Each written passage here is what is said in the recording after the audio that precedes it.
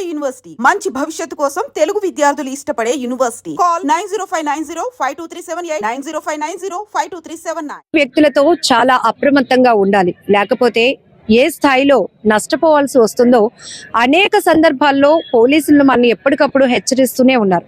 ఇప్పుడు ఒక మహిళ జీవితంలో ఒక రాంగ్ కాల్ చేసిన నష్టం అంతా ఇంత కాదు. అసలు ఈ కేసుకు సంబంధించిన డీటెయిల్స్ ఏంటి అడిగి తెలుసుకుందాం. 3 టౌన్ సిఐ పైడయ్య గారు మనతో పాటు ఉన్నారు. సార్, ఏంటి సార్ ఈ రాంగ్ కాల్ వ్యవహారం? అక్షయ్ కుమార్ అని చెప్పేసి శ్రీకాళహస్తి తిరుపతి అతను ఈ బాధితురాలకి ఫోన్ చేయడం జరిగింది. దాంతో ఆవిడ 2-3 సార్లు ఫోన్ లిఫ్ట్ చేయకపోవడంతో మళ్ళీ అతను కంటిన్యూగా ఫోన్ చేయడంతో ఆవిడ లిఫ్ట్ చేసింది.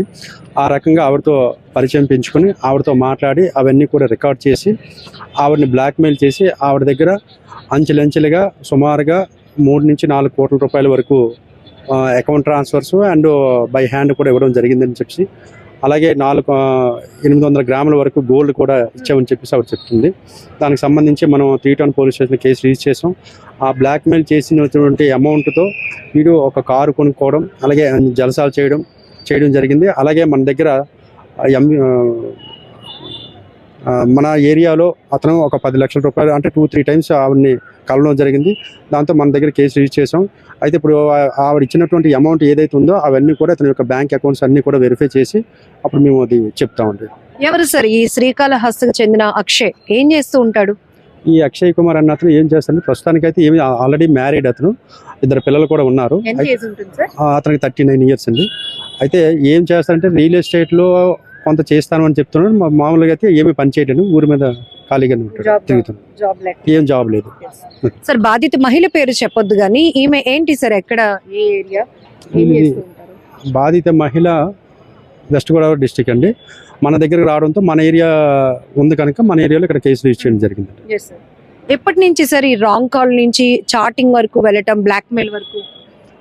దాదాపుగా 10 సంవత్సరాల నుంచి వీళ్ళు మాట్లాడుతూనే ఉన్నారని చెప్పేసి అప్పటి నుంచి కూడా ఆవిడని బ్లాక్మెయిల్ చేయడం, ఆవిడ భయపడి ఎక్కడ ఈ విషయం వాళ్ళు ఫ్యామిలీకి చెప్తారని ఉద్దేశంతో భయపడుతూ అతనికి డబ్బులు ఇవ్వడం జరుగుతుంది. అతను తీసుకుంటుండో ఆ డబ్బులతో అతను ఎంజాయ్ చేయడం జరుగుతుందండి. సార్, అంటే విక్టిమ్ చెప్పినటువంటి కంప్లైంట్ బేస్ లో ఇప్పటి వరకు అతనికి ఎంత వరకు ఇస్తా ఉంది డబ్బులు? అంటే మన అకౌంట్ ట్రాన్స్ఫర్స్ వచ్చే వరకు సుమారుగా 2 కోట్ల వరకు ఉంది. ఇంకా అంటే అతని అకౌంట్ ఇంకా మనం వెరిఫై చేయవలసి ఉంది. ఆ లెటర్స్ అవి పెట్టామండి. అవి బ్యాంక్ నుంచి లెటర్స్ వచ్చిన తర్వాత మనం ఫుల్ ఫ్లెడ్జ్డ్ గా వెరిఫై చేసి చేస్తాం. ఈమె హస్బెండ్ ఏం చేస్తుంటారు సార్? అతను వెస్ట్ గోదావరిలో గోల్డ్ షాప్ రన్ చేస్తారు. అంటే తిను భర్తకు ముందే చెప్పుంటే ఈ స్థాయి డ్యామేజ్ జరిగి ఉండేది కాకపోవచ్చు. చెప్పాలండి, ఎందుకంటే ప్రతి ఒక్కరికి మేము చెప్పేది అది ఏదైనా ఇష్యూ అయితే మొదట్లోనే స్టార్టింగ్లోనే చెప్పగలిగితే మనం ఇంతవరకు ఈ లాస్ అనేది జరగకుండా ఉంటుంది. ఒకరిని బాధపడకుండా ఉండవలసిన పరిస్థితి ఉంటుంది. ఆవిడ చెప్పకపోవడం, చెప్తే కాపురం ఏమవుతుందనే భయంతో ఆవిడ చెప్పడం లేదని చెప్పడం జరిగింది. సార్, అంటే ఇప్పుడు ప్రైమరీగా ఉన్న ఇన్ఫర్మేషన్ వాళ్ళిద్దరూ ఫిజికల్ గా కూడా కలవడం జరిగిందా, లేకపోతే ఓన్లీ చాటింగ్ వరకు? ఇది బ్లాక్మెయిల్, చాటింగ్, వీడియోస్, ఫిజికల్ గా కూడా కలవడం జరిగింది. మన దగ్గర ఒక లాడ్జ్ లోనే, అలాగే హైదరాబాద్ లో కూడా, అలాగే వెస్ట్ గోదావరి ఏరియాలో కూడా కలవడం జరిగిందని చెప్పారు. అంటే భయపెట్టాడు, కలవకపోతే ఈ వీడియోస్ అన్ని కూడా మీ హస్బెండ్కి చెప్తాను, లేకపోతే మీ హస్బెండ్ చంపుతాము అని చెప్పేసి బెదిరించడంతో ఆవిడ భయపడి నేను చేశానని చెప్పేసి ఆవిడ చెప్తాను. అక్షయ్ పైన ఎలాంటి చర్యలు తీసుకున్నారు? ఆల్రెడీ మనం రేప్ కేసు కింద, అలాగే ఎక్స్టార్షన్ కింద కేసు రిజిస్టర్ చేయడం జరిగిందని, రిమాండ్ కూడా పెట్టాము. పోలీస్ కస్టడీ అడుగుతాం, అడిగి ఫైనల్ అంటే ఆ డీటెయిల్స్ అన్ని వెరిఫై చేసి యాక్షన్ తీసాం. సార్, ఫైనల్ గా పబ్లిక్ కి కూడా అవేర్నెస్ ఏం చెప్తారు సార్? సోషల్ మీడియా ద్వారా ఎవరో ముక్కు ముఖం తెలియలేని వ్యక్తులతో పరిచయాలు, ఆ తర్వాత ఫిజికల్ రిలేషన్స్ వరకు వెళ్ళడం, ఆ తర్వాత అవి చెడినాక మళ్ళీ పోలీసుల్ని అప్రోచ్ అవటం, ఇదంతా చూస్తున్నాం కదా. అంటే మేము పోలీస్ డిపార్ట్మెంట్ నుంచి అందరికీ చెప్పేది ఏంటంటే, ఏదైనా ఇష్యూ కానీ వస్తే, అంటే ఎవరైనా రాంగ్ కాల్స్ చేసినా, మెసేజెస్ పెట్టినా, ఏదైనా లింక్స్ పంపించినా ఏది కూడా అవి మీరు ఓపెన్ చేయడం కానీ వాళ్ళతో మాట్లాడడం కానీ చేయొద్దని మేము అందరికీ చెప్తున్నామండి. ఎందుకంటే దానివల్ల చాలా వరకు ఇష్యూస్ అన్నీ కూడా వస్తుంది. ఒకవేళ ఏదైనా జరిగితే ఇమీడియట్గా స్టార్టింగ్లోనే ఫ్యామిలీ మెంబర్స్ కానీ లేదంటే పోలీసులు కానీ అప్రోచ్ అయితే వాళ్ళ మీద చట్టపరమైన చర్యలు తీసుకోవడం జరుగుతుంది. వాళ్ళని అక్కడ వరకు అది మనం కంట్రోల్ చేయడం జరుగుతుంది. చాలా సీరియస్ చెప్పకపోవడం వల్ల చాలా వరకు ఫైనాన్షియల్గా కానీ, తర్వాత చాలామంది సూసైడ్ చేసుకోవడం కానీ ఇలా జరుగుతుంది. అలాంటి ఇష్యూస్ జరగకుండా ఉండాలంటే ఇమీడియట్గా స్టార్టింగ్లోనే అయితే ఫ్యామిలీస్ కానీ చెప్పాలి, ఫ్యామిలీ ద్వారా లేకపోతే ఫ్రెండ్స్ ద్వారా కానీ చెప్పి కానీ, లేదా పోలీస్ వరకు వస్తే మేము కంపల్సరీగా అవి మేము యాక్షన్ తీసుకొని వాళ్ళ మీద చట్టపరమైన చర్యలు తీసుకోవడం జరుగుతుంది. అందరికీ ఆ మహిళలకు అందరూ కూడా చెప్పేది అదేనండి, ఏదంటే స్టార్టింగ్లోనే మీరు చెప్పండి, లేదంటే పోలీసుని అప్రోచ్ అవ్వండి, మీకు తప్పకుండా మేము న్యాయం చేస్తామని అందరికీ ఈ సందర్భంగా చెప్తున్నాం. Sir, in the particular case only wrong call ద్వారా మాత్రమే అక్షయ్ ఈమెకి పరిచయం అయ్యాడా సార్? అంటే అతను కాల్ చేశాడు, నేను లిఫ్ట్ చేయలేదు 2-3 టైమ్స్. తర్వాత కంటిన్యూ చేయడంతో నేను లిఫ్ట్ చేశాను. తర్వాత మాట్లాడడం అది అవన్నీ కూడా రికార్డ్ చేయడంతో ఆవిడ ఆ రికార్డింగ్స్ ఎక్కడ బయటకు వస్తాయని భయంతో నేను మాట్లాడానని చెప్పేసి బాధితురాలు చెప్తుంది.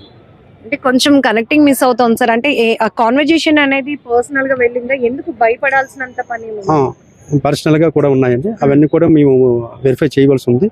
అవన్నీ చేసి ఇంకా ఫైనల్గా మీకు చెప్తాను. ఇక్కడ సిఐ గారు చెప్పినట్టు ఈ మధ్య కాలంలోనే కాదు, గత కొన్నాళ్ళుగా మనం చూస్తున్నాం, అపరిచిత వ్యక్తులతో ఎంత అప్రమత్తంగా జాగ్రత్తగా ఉండకపోతే వాళ్ళే మంచి మాటలతో కనెక్ట్ అయ్యి ఆ తర్వాత ఏ స్థాయిలో బెదిరింపులకు పాల్పడుతున్నారో పూర్తిగా వాళ్ళని ముంచేయడానికి ట్రై చేస్తూ ఉన్నారు.